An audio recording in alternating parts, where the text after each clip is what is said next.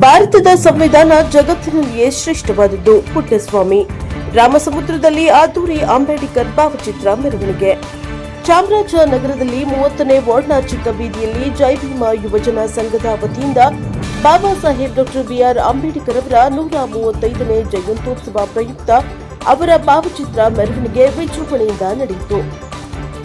ಡಾ ಬಿಆರ್ ಅಂಬೇಡ್ಕರ್ ಭವನ ಮುಂಭಾಗದಲ್ಲಿ ಜಿಲ್ಲಾ ವಕೀಲರ ಸಂಘದ ಅಧ್ಯಕ್ಷ ಪುಟ್ಟಸ್ವಾಮಿ ರಾಮಸಮುದ್ರ ಮೆರವಣಿಗೆಗೆ ಚಾಲನೆ ನೀಡಿ ಮಾತನಾಡಿದರು.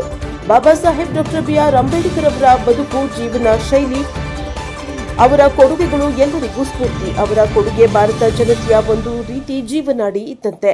ಅವರ ಕೊಡುಗೆಗಳಿಂದಲೇ ಇಂದು ದೇಶದ ಎಲ್ಲಾ ಜನತೆಗೆ ಸಮಾನತೆ, ಹಕ್ಕು, ಕರ್ತವ್ಯ, ಪ್ರಗತಿಯ ಕನಸು ಎಲ್ಲವೂ ದೊರೆತಿದೆ ಎಂದರು. ಡಾ ಬಿಆರ್ ಅಂಬೇಡ್ಕರ್ ಅವರ ವಿವಿಧ ದೇಶಗಳ ಸಂವಿಧಾನ ಅಧ್ಯಯನ ಮಾಡಿ ದೇಶಕ್ಕೆ ಶ್ರೇಷ್ಠ ಸಂವಿಧಾನ ಬರೆದುಕೊಡುವ ಮೂಲಕ ಸರ್ವರಿಗೂ ಸಮಾನ ಅವಕಾಶ ಕಲ್ಪಿಸಿಕೊಟ್ಟಿದ್ದಾರೆ. ಅವರ ಶಿಕ್ಷಣ ಮಹತ್ವವನ್ನ ಸಾರಿದ್ರು. ಹಾಗಾಗಿ ಸಮುದಾಯ ಪ್ರತಿಯೊಬ್ಬರೂ ಶಿಕ್ಷಣ ಒತ್ತು ನೀಡಬೇಕು ಎಂದು ಸಲಹೆಯನ್ನ ನೀಡಿದ್ರು. ಚಿಕ್ಕ ಬೀದಿಯಲ್ಲಿ ಮೆರವಣಿಗೆ ಮಾಡಲಾಯಿತು. ಅಂಬೇಡ್ಕರ್ ಜಯಂತ್ಯೋತ್ಸವ ಪ್ರಯುಕ್ತ ಬೀದಿಯನ್ನ ವಿದ್ಯುತ್ ದೀಪಗಳಿಂದ, ಹಸಿರು ತೋರಣಗಳಿಂದ ಅಲಂಕರಿಸಲಾಗಿತ್ತು. ಮೆರವಣಿಗೆ ಹಾದು ಹೋಗುವ ರಸ್ತೆಗಳಲ್ಲಿ ಬಣ್ಣ ಬಣ್ಣದ ಚಿತ್ತಾರ ಬಿಟ್ಟು ಸ್ವಾಗತಿಸಲಾಯಿತು.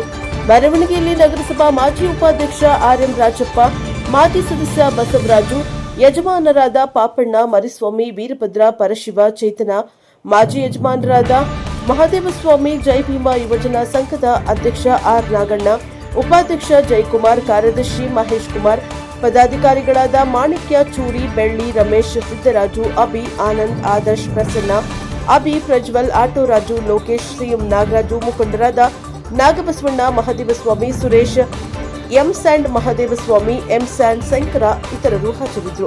ಬ್ಯೂರೋ ರಿಪೋರ್ಟ್ ಹುಮ್ಮ ನಂಜುಂಡ ನಾಯಕ, ಪ್ರಜಾಪ್ರಭ ಟಿವಿ, ಚಾಮರಾಜನಗರ. ಬಂಧುಗಳೇ, ಈ ದಿನ ರಾಮಸಮುದ್ರ ಚಿಕ್ಕ ಬೀದಿಯಲ್ಲಿ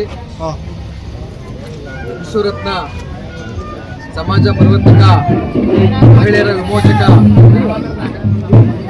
ಈ ದೇಶದ ಸಂವಿಧಾನ ಶಿಲ್ಪಿ ಡಾ ಬಿಆರ್ ಅಂಬೇಡ್ಕರ್ ಅವರ 135ನೇ ಜನ್ಮದಿನವನ್ನು ಹಮ್ಮಿಕೊಂಡಿದ್ದು, ಈ ಕಾರ್ಯಕ್ರಮದಲ್ಲಿ ಆಗಮಿಸಿರುವ ನಮ್ಮ ಬೀದಿಯ ಮಾಜಿ ನಗರ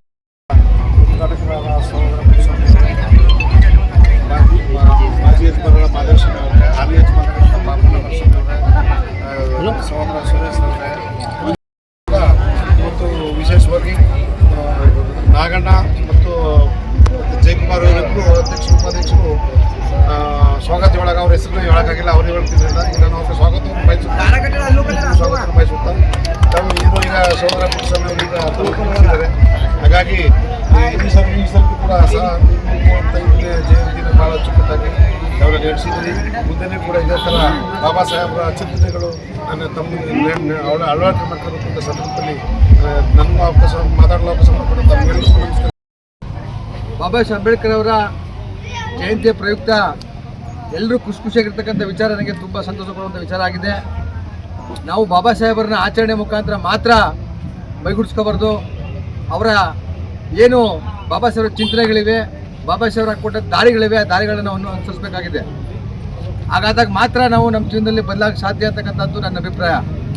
ಯಾಕೆಂದರೆ ಬಾಬಾ ಸಾಹೇಬ್ ಅಂಬೇಡ್ಕರ್ ಅವರು ಈ ದೇಶದ ದಲಿತ ವರ್ಗ ಜನ, SC ST OBC ಮತ್ತು ಅಲ್ಪಸಂಖ್ಯಾತರಿಗೆ ಹಲವಾರು ರೀತಿಯ ಕಾನೂನುಗಳನ್ನ ಮಾಡಿಕೊಟ್ರು.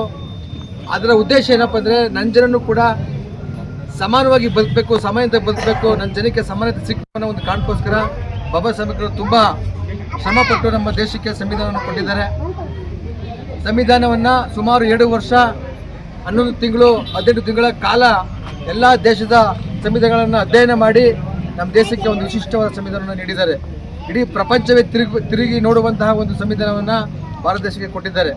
ಇವತ್ತು ಕೂಡ ನಾವೆಲ್ಲ ನಮ್ಮ ಸೂಟು, ಬೂಟು, ಕೋಟು ಏನಿದೆ ನಮ್ಮದು, ಅದಕ್ಕೆ ಬಾಬಾ ಸಾಹೇಬ್ ಅಂಬೇಡ್ಕರ್ ಅವರು ಕೊಟ್ಟಂಥ ಸಂವಿಧಾನದ ಕಾರಣ. ನನ್ನ ಜನ ಸುಮಾರು 3,000 ವರ್ಷಗಳ ಹಿಂದೆ, 3,000 ವರ್ಷಗಳಿಂದಲೂ ಕೂಡ ನಮ್ಮ ಜನ ಗುಲಾಮ ಮನಸ್ಥಿತಿಯಲ್ಲಿ, ಗುಲಾಮಗಿರಿಯಲ್ಲಿ ಜೀವನ ಮಾಡ್ತಾಯಿದ್ರು. ಆ ಒಂದು ಏನು ಗುಲಾಮ ಮನಸ್ಥಿತಿ ಮತ್ತು ಗುಲಾಮ ಜೀವನವನ್ನು ಕೇವಲ 2 ವರ್ಷ 11 ತಿಂಗಳು 18 ತಿಂಗಳ ಅವಧಿಯಲ್ಲಿ ಬಾಬಾ ಸಾಹೇಬ್ ಅಂಬೇಡ್ಕರ್ ನಮಗೆಲ್ಲರಿಗೂ ಒಂದು ಉತ್ತಮ ಜೀವನವನ್ನು ನೀಡಿದ್ದಾರೆ. ಅದು ಸಂವಿಧಾನದ ಮುಖಾಂತರ. ಸಂವಿಧಾನ ಇಲ್ಲ ಅಂದರೆ ನಮ್ಮ ಜನ ಅಥವಾ ನನ್ನ ಜನ ತುಂಬ ಚಿಂತಾಜನಕವಾಗಿ ಜೀವನ ಮಾಡಬೇಕಾಗಿತ್ತು. ಆದರೆ ಬಾಬಾ ಸಾಹೇಬ್ ಅಂಬೇಡ್ಕರ್ ಅವರ ಒಂದು ಪರಿಕಲ್ಪನೆ, ಮುಂದಾಲೋಚನೆ, ಅವರ ವಿದ್ವತ್ತನ್ನು ಸುರಿದು ನಮಗೆ ನಮ್ಮ ಎಲ್ಲರ ಜೀವನವನ್ನು ಬೆಳಕಾಗಿ ಮಾಡಿಕೊಟ್ಟಿದ್ದಾರೆ. ಅವ್ರಿಗೆ ನಾವು ನಮ್ಮ ಜೀವನ ಪರ್ಯಂತವಾಗಿ ಅವರ ಹಾಕಿಕೊಟ್ಟಂಥ ದಾರಿಗಳೇನಿವೆ, ಅವ್ರು ಹಾಕಿಕೊಟ್ಟಂಥ ಒಂದು ನಿಲುವುಗಳನ್ನ ನಾವು ಪಾಲಿಸೋದೇ ನಮ್ಮ ಜವಾಬ್ದಾರಿ ಆಗಿದೆ. ನಾವು ಏನು ಹೆಚ್ಚಿನ ರೀತಿಯಲ್ಲಿ ಶಿಕ್ಷಣ ಪಡೆದು ಮಾತ್ರ ನಾವು ಬದಲಾಗ ಸಾಧ್ಯ ಅಂತಕ್ಕಂಥದ್ದು ಬಾಬಾ ಸಾಹೇಬ್ ಹೇಳ್ತಾರೆ. ಎಲ್ಲೂ ಸಹ ಬಾಬಾ ಸಾಹೇಬ್ ಅಂಬೇಡ್ಕರ್ ಅವರು ಶಿಕ್ಷಣ ಹೊರತುಪಡಿಸಿ ನಾವು ಬದಲಾಗ ಸಾಧ್ಯ, ನಮ್ಮ ಜೀವನ ಬದಲಾಗ ಸಾಧ್ಯವೇ ಇಲ್ಲ ಅಂತಕ್ಕಂಥದ್ದು ಹೇಳ್ತಾರೆ. ಹಾಗೆ ನಮ್ಮ ಜನರಲ್ಲಿ ಒಂದು ಉನ್ನತವಾದ ಜೀವನ ಬೇಕು ಮತ್ತು ಉನ್ನತವಾದ ರೀತಿಗಳ ಜೀವನ ಬೇಕು ಅಂದರೆ ನಾವು ಶಿಕ್ಷಣವನ್ನು ಪಡೆಯಬೇಕಾಗಿದೆ. ನಮ್ಮ ಮಕ್ಕಳಿಗೆಲ್ಲರೂ ಶಿಕ್ಷಣವನ್ನು ಕೊಡಿಸಬೇಕಾಗಿದೆ. ಹಾಗಾಗಿ ಬಾಬಾ ಸಾಹೇಬ್ ಅಂಬೇಡ್ಕರ್ ಅವರ ಕನಸುಗಳೇನಿದೆ, ಕನಸುಗಳನ್ನ ನಾವೆಲ್ಲ ಈಡೇರಿಸುವ ಮುಖಾಂತರ ಅವರ ಹಾಕಿಕೊಟ್ಟ ದಾರಿಯನ್ನು ಅನುಸರಿಸುವ ಮುಖಾಂತರ ನಾವೆಲ್ಲ ಹೋಗಬೇಕಾಗಿದೆ. ದಯಮಾಡಿ ತಮ್ಮೆಲ್ಲರಲ್ಲೂ ಹೊಂಚ್ಕೊಳ್ಳೋದಿಷ್ಟೇ, ನಮ್ಮ ಮಕ್ಕಳುಗಳನ್ನ ದಯಮಾಡಿ ಓದಿಸ್ಬೇಕು, ಉನ್ನತ ಶಿಕ್ಷಣವನ್ನು ಕೊಡಿಸ್ಬೇಕು ಅಂತಕ್ಕಂಥದ್ದು. ಈಗ ಹಲವಾರು ಸಮಾಜ ಕಲ್ಯಾಣ ಇಲಾಖೆ ವತಿಯಿಂದ ಹಲವಾರು ಯೋಜನೆಗಳು ನಮಗೋಸ್ಕರ ಇದೆ. ಸಮಾಜ ಕಲ್ಯಾಣ ಇಲಾಖೆಯನ್ನು ನಮಗೋಸ್ಕರನೇ ಮಾಡಿದ್ದು ಬಾಬಾ ಸಾಹೇಬ್ ಅಂಬೇಡ್ಕರ್ ಅವರು. ಈ ಹಾಸ್ಟೆಲ್ ವ್ಯವಸ್ಥೆಗಳು, ಮಕ್ಕಳಿಗೆ ಊಟದ ವ್ಯವಸ್ಥೆ, ಇವತ್ತಿನ ಒಂದು ಊಟದ ವ್ಯವಸ್ಥೆ, ಸ್ಕಾಲರ್ಶಿಪ್, ಇವೆಲ್ಲ ನಮ್ಮ ಮಕ್ಕಳು ಓದ್ಕೊಂಡು ಆ ಒಂದು ಏನು ಆ ಸಂದರ್ಭದಲ್ಲಿ ಕಷ್ಟಕ್ಕೆ ಒಳಗಾಗಬಾರ್ದು ಅನ್ನೋ ಕಾರಣಕ್ಕೋಸ್ಕರ ಇವೆಲ್ಲನೂ ಬಾಬಾ ಸಾಹೇಬ್ ಅಂಬೇಡ್ಕರ್ ಅವರು ನಮಗೆ ಕಾನ್ಸ್ಟಿಟ್ಯೂಷನಲ್ಲಿ ಕೊಟ್ಟಿದ್ದಾರೆ. ಅವೆಲ್ಲ ಸೇರಿ ರೀತಿ ಬಳಸ್ಕೊಂಡು ನಾವು ವಿದ್ಯಾಭ್ಯಾಸವನ್ನು ಮಾಡಿ ಉನ್ನತ ಜೀವನವನ್ನು ನಾವೆಲ್ಲ ರೂಪಿಸ್ಕೋಬೇಕು ಅಂತಕ್ಕಂಥ ಮಾತ್ರ ಹೇಳ್ತಾ ಎಲ್ಲರೂ ಒಂದು ಮಾತ್ರ ಮುಗಿಸ್ತೇನೆ.